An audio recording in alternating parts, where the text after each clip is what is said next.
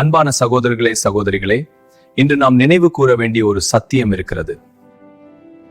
மனிதன் நம்பிக்கை இழக்கும் நேரங்களில் தேவன் மட்டும் ஒருபோதும் நம்மை கைவிடுவதில்லை. இந்த உலகம் நமக்கு வாக்குறுதி கொடுத்து ஏமாற்றலாம், மனிதர்கள் நம்மை புரிந்து கொள்ளாமல் போகலாம்.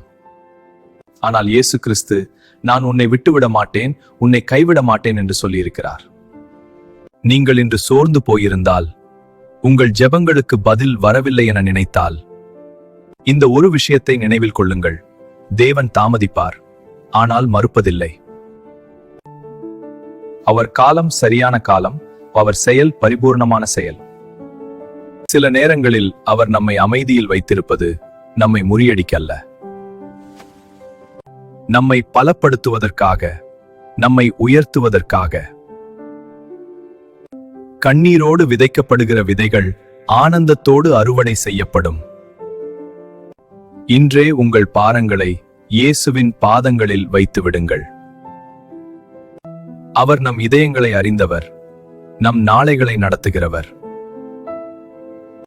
நம்பிக்கை இழக்காதீர்கள், ஜெபத்தை நிறுத்தாதீர்கள்.